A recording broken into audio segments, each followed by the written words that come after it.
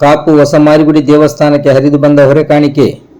ಇಂದಿನಿಂದ ಅದ್ದೂರಿಯ ಬ್ರಹ್ಮಕಲಶೋತ್ಸವಕ್ಕೆ ಚಾಲನೆ. ಕಾಪುವಿನ ಇತಿಹಾಸ ಪ್ರಸಿದ್ಧ ಹೊಸ ಮಾರಿಗುಡಿ ದೇವಸ್ಥಾನದಲ್ಲಿ ನಡೆಯಲಿರುವ ಬ್ರಹ್ಮಕಲಶೋತ್ಸವ ಸಹಿತ ಇತರೆ ಧಾರ್ಮಿಕ ಕಾರ್ಯಕ್ರಮಗಳ ಸಂದರ್ಭ ನಡೆಯುವ ಅನ್ನ ಸಂತರ್ಪಣೆಗಾಗಿ ವಿವಿಧ ಭಾಗಗಳಿಂದ ಹೊರೆ ಕಾಣಿಕೆ ಹರಿದು ಬಂದಿದೆ. ಈ ಬಗ್ಗೆ ಮಾತನಾಡಿದ ಹೊರೆ ಕಾಣಿಕೆ ಸಮರ್ಪಣಾ ಸಮಿತಿಯ ಅಧ್ಯಕ್ಷ ಡಾಕ್ಟರ್ ದೇವಪ್ರಸಾದ್ ಶೆಟ್ಟಿ, ತಾಯಿ ಮಾರಿಯಮ್ಮನ ಬ್ರಹ್ಮಕಲಶೋತ್ಸವ ಸಲುವಾಗಿ ಹೊರೆ ಕಾಣಿಕೆ ದಕ್ಷಿಣ ಹಾಗೂ ಉತ್ತರ ಭಾಗದಿಂದ ಹರಿದು ಬಂದಿದ್ದು, ಈಗಲೂ ವಿವಿಧ ಕಡೆಗಳಿಂದ ಹೊರೆ ಕಾಣಿಕೆ ಬರುತ್ತಿದೆ. ಹೊರೆ ಕಾಣಿಕೆ ಸಮಿತಿಯ ಅಧ್ಯಕ್ಷನಾಗಿ ಗ್ರಾಮೀಣ ಭಾಗದ ಪ್ರತಿಯೊಂದು ಮನೆಗೆ ತೆರಳಿ ಹೊರೆ ಕಾಣಿಕೆಯ ಬಗ್ಗೆ ಮಾಹಿತಿ ನೀಡಲಾಗಿದ್ದು, ಆ ನಿಟ್ಟಿನಲ್ಲಿ ಬಹುತೇಕ ಮಂದಿ ಸ್ವಯಂ ಆಗಿ ಹೊರೆ ಕಾಣಿಕೆ ಸಮರ್ಪಿಸಿದ್ದಾರೆ. ಬ್ರಹ್ಮಕಲಶೋತ್ಸವ ಸಂದರ್ಭ ಸಹಿತ ಮುಂದೆಯೂ ಅನ್ನಪ್ರಸಾದ ವಿತರಣೆಗೆ ಈಗ ಬಂದ ಹೊರೆ ಕಾಣಿಕೆ ಉಪಯೋಗ ಆಗುವಷ್ಟು ಭಕ್ತರಿಂದ ಶೇಖರಣೆಗೊಂಡಿದೆ. ಅದಲ್ಲದೆ ಬಂದ ಹೊರೆ ಕಾಣಿಕೆಯನ್ನು ಉಗ್ರಾಣದಲ್ಲಿ ಒಪ್ಪವಾಗಿ ಶೇಖರಣೆ ಮಾಡಲಾಗಿದ್ದು, ಭಕ್ತರು ಇದರ ವೀಕ್ಷಣೆಯನ್ನು ಮಾಡಬಹುದಾಗಿದೆ ಎಂದಿದ್ದಾರೆ. ಅದಲ್ಲದೆ ಹೊರೆ ಕಾಣಿಕೆ ಸಮರ್ಪಣೆ ಮಾಡಿದ ಭಕ್ತರಿಗೆ ಕೃತಜ್ಞತೆಯನ್ನು ಸಲ್ಲಿಸಿದ್ದಾರೆ.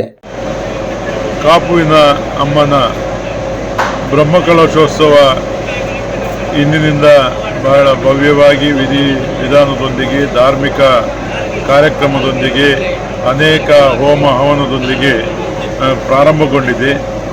ನಾವು ನಮ್ಮ ಅಮ್ಮನ ಬ್ರಹ್ಮಕಲಶೋತ್ಸವದ ಪೂರ್ವಭಾವಿಯಾಗಿ ದಿನನಿತ್ಯ ಲಕ್ಷಾಂತರ ಜನ ಇಲ್ಲಿ ಅಮ್ಮನ ಸಾನ್ನಿಧ್ಯದಲ್ಲಿ ಅನ್ನಪ್ರಸಾದವನ್ನು ಸ್ವೀಕರಿಸುವಂಥ ಒಂದು ದೊಡ್ಡ ಕಾರ್ಯಯೋಜನೆಯನ್ನು ಹಮ್ಮಿಕೊಂಡಿದೆ.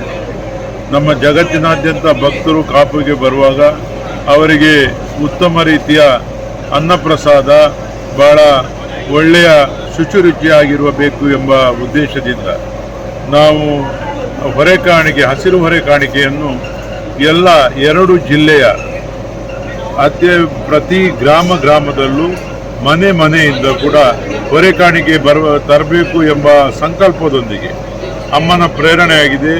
ನೀವು ಹೊರೆ ಕಾಣಿಕೆ ಅಮ್ಮನಿಗೆ ತಲುಪಿಸುವ ಬಗ್ಗೆ ಸುದ್ದಿ ಮುಟ್ಟಿಸಿ, ನಾನು ಐತಿಹಾಸಿಕವಾದಂಥ ಹೊರೆ ಕಾಣಿಕೆಯನ್ನು ತರಿಸುವಂಥ ಕಾರ್ಯವನ್ನು ಮಾಡ್ತೀನಿ.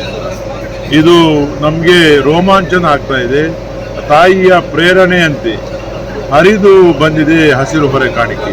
ಪ್ರವಾಹದ ರೀತಿಯಲ್ಲಿ ಮೊನ್ನೆ 22 ಮತ್ತು 23ಕ್ಕೆ ಹೊರೆ ಕಾಣಿಕೆ ನಮಗೆ ಎಷ್ಟು 9 ದಿನದ ಅನ್ನ ಸಂತರ್ಪಣೆಗೆ ಬೇಕು ಅದಕ್ಕಿಂತ ಜಾಸ್ತಿ ಹೊರೆ ಕಾಣಿಕೆ ತಾಯಿ ತರಿಸಿದ್ದಾಳೆ. ಮುಂದೆ 48 ದಿನ ನಿತ್ಯೋತ್ಸವ ನಡೀಲಿಕ್ಕಿದೆ. ಇಲ್ಲಿ ತಾಯಿಗೆ ಮಾರಿಯಮ್ಮನಿಗೆ ಅನ್ನ ಪ್ರಸಾದವೇ ಪ್ರಧಾನ.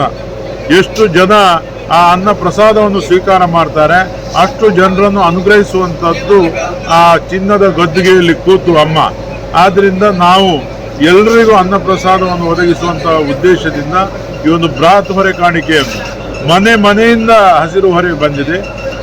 ಇದಕ್ಕಾಗಿ ನಾವು ನಿಮ್ಮ ವಾಹಿನಿಯ ಮೂಲಕ ಯಾರೆಲ್ಲ ಹೊರೆ ಕಾಣಿಕೆಯನ್ನು ಇಲ್ಲಿ ಅಮ್ಮನಿಗೆ ಸಮರ್ಪಣೆ ಮಾಡಿದ್ದಾರೆ, ನಾನೊಬ್ಬ ಹೊರೆ ಕಾಣಿಕೆ ಸಮಿತಿಯ ಅಧ್ಯಕ್ಷನಾಗಿ ಅವರೆಲ್ಲರಿಗೂ ಅತ್ಯಂತ ಮನಪೂರ್ವಕವಾಗಿ ಅವರಿಗೆ ಕೃತಜ್ಞತೆಯನ್ನು ಸಲ್ಲಿಸ್ತಾ ಅಮ್ಮನ ಅನುಗ್ರಹ ಅವರಿಗೆ ಸದಾ ಇರಲಿ ಅಂತ ಈ ಸಂದರ್ಭದಲ್ಲಿ ಹೇಳ್ತಾ ನಾವೆಲ್ಲ ಎಕ್ಸಿಬಿಷನ್ ಅನ್ನು ಮಾಡಿದ್ದೇವೆ.